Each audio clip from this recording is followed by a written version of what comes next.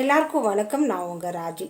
உப்பு தீபம் ஏற்றினால் கடன் என்பது கடுகளவும் இருக்காது. மலை போல் கடன் இருந்தாலும் கடுகு போல காணாமல் போயிடும். உப்பு தீபம் ஏற்றினா கடன் காணாமல் போயிடுமா அப்படின்னு கேட்டிங்கன்னா கண்டிப்பாக போகாது. உப்பு தீபம் ஏற்றி அன்னை மகாலட்சுமியை வழிபாடு செஞ்சுட்டு அதற்கான உழைப்பையும் முயற்சியும் போடுறப்ப மட்டும்தான் கடன் கரைந்து போகும். 27 வாரம் உப்பு தீபம் ஏற்றின எனக்கு எந்த ஒரு பலனும் இல்லை அப்படின்னு சொல்லி கேட்டிருப்பீங்க. 27 வாரம் உப்பு தீபம் மட்டும் போட்டு வழிபாடு செய்தால் போதாதுங்க. 27 வாரமும் நம்ம உழைப்பையும் போட்டிருக்கணும், நம்மளுடைய முயற்சியும் செஞ்சுருக்கணும்.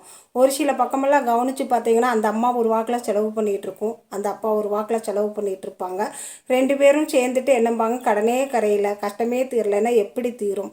2 பேரும் ஒற்றுமையாக இருந்து என்ன செலவு பண்ணலாம், என்ன செலவை குறைச்சிக்கலாம், எப்படி சேமிக்கலாம், எப்படி கடனை கொடுக்கலாம் அப்படின்னு யோசித்தா மட்டும்தான் கடன் கரைந்து போகும்.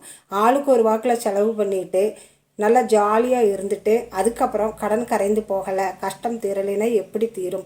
உழைப்பும் போட்டு முயற்சியும் செஞ்சு அதற்கான பலன் கிடைக்கல அப்படிங்கிறப்ப நம்ம இறைவனை சொல்லலாம்.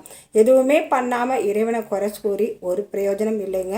இந்த உப்பு தீபம் ஏற்றுறது அப்படிங்கிறது அவரவர் மனநிலையை பொறுத்தது. அதில் நம்பிக்கை இருக்குது அப்படின்னா ஏற்றலாம், தவறில்லைங்க. இதில் எல்லாம் எனக்கு நம்பிக்கை இல்லை அப்படின்னா வேண்டாம், அவங்க சொன்னாங்க இவங்க சொன்னாங்க அப்படிங்கிறதுக்காக நம்ம செய்யவே கூடாதுங்க. நமக்கு இது செய்யலாம் அப்படிங்கிற மனப்பூர்வமாக தோணுச்சு அப்படின்னா செய்யலாம்.